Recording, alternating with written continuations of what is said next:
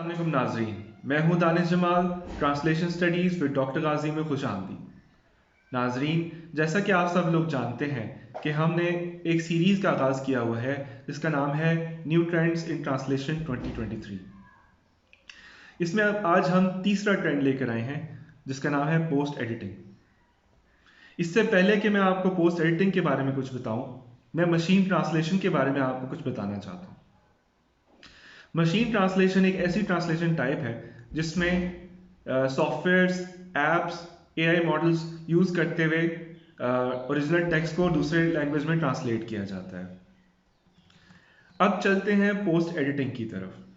Post editing एक ऐसा process है जिसमें मशीन ट्रांसलेटेड टेक्स्ट को रिव्यू किया जाता है, रिवाइज किया जाता है और एडिट किया जाता है ताकि एक्यूरेसी, क्लैरिटी और स्टाइल को बरकरार रखा जा सके।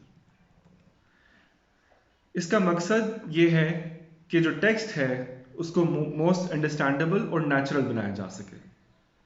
अब सवाल ये पैदा होता है कि पोस्ट एडिटिंग करता कौन है? Post editing professional human translators करते हैं या ट्रेंड पोस्ट एडिटर्स करते हैं? एक और सवाल पैदा होता है कि क्या हमें मशीन ट्रांसलेशन के थ्रू ट्रांसलेशन करनी चाहिए या मैनुअल ट्रांसलेशन के थ्रू करनी चाहिए? तो इसमें दो फैक्टर्स हैं। अगर तो कॉस्ट और टाइम लिमिटेड है फिर machine translation with post editing करनी चाहिए। इसकी एग्जांपल्स हमें जो मिलती हैं, इसकी इम्प्लीकेशंस की example social media, subtitles for videos and films etcetera.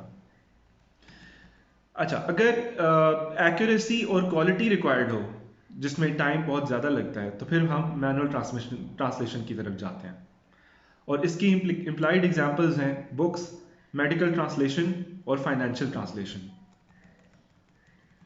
Post editing की 3 मेन स्टेजेस हैं। सबसे पहले इनिशियल रिव्यू, जिसमें ओवरऑल टेक्स्ट का मीनिंग समझा जाता है और मिस ट्रांसलेशन आइडेंटिफाई की जाती है। सेकेंड स्टेज स्ट्रक्चरल एडिटिंग, उस मशीन ट्रांसलेटेड टेक्स्ट को रीऑर्गेनाइज किया जाता है और रीस्ट्रक्चर किया जाता है ताकि उसका फ्लो और कोहेरेंस इंप्रूव कर सकें। फिर आती है final stage of post editing जिसको हम कहते हैं लिंग्विस्टिक एडिटिंग। इसमें माइनर डिटेल्स को चेक किया जाता है। माइनर डिटेल्स ऐसी जैसे grammatical mistakes, syntax errors, vocabulary errors और स्टाइल।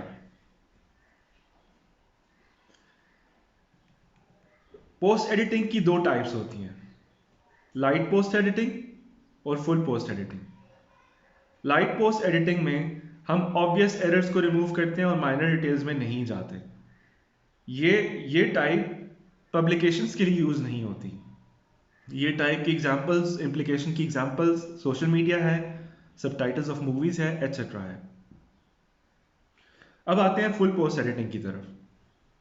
फुल पोस्ट एडिटिंग में क्रिटिकली माइनर डिटेल्स को चेक किया जाता है ताकि ये एरर फ्री हो, ग्रामेटिकली करेक्ट हो, सिंटैक्स करेक्ट हो, वोकैबुलरी करेक्ट हो और स्टाइल इसका करेक्ट हो।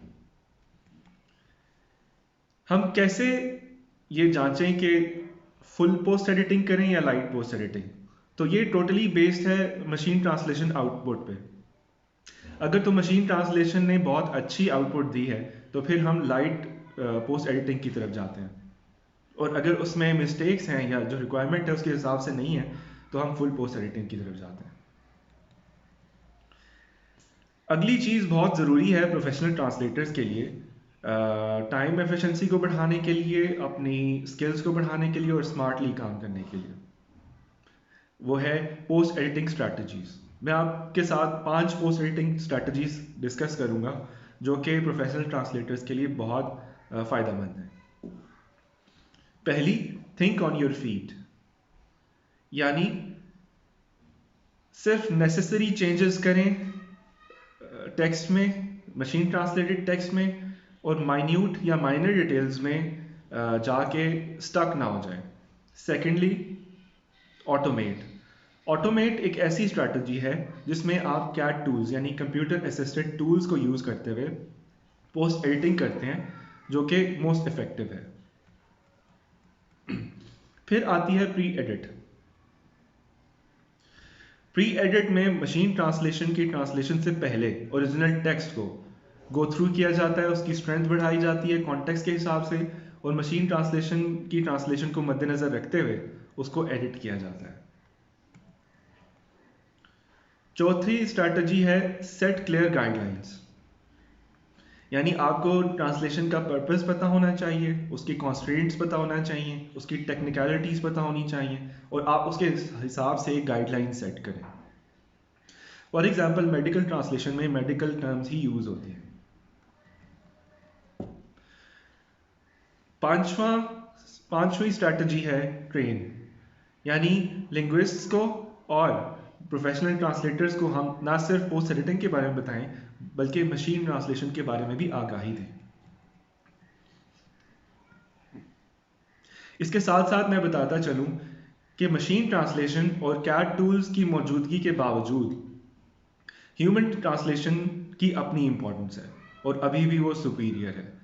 अगर मशीन ट्रांसलेशन ज़्यादा एडवांस होती तो प्रोफेशनल ट्रांसलेटर्स की ज़रूरत ही ना पड़ती। उम्मीद है आप लोगों को हमारा वीलॉग पसंद आया होगा। सब्सक्राइब कीजिए, लाइक कीजिए और बेल आइकॉन पर क्लिक कीजिए। अगले वीलॉग के तक के लिए अल्लाह हाफ़िज़।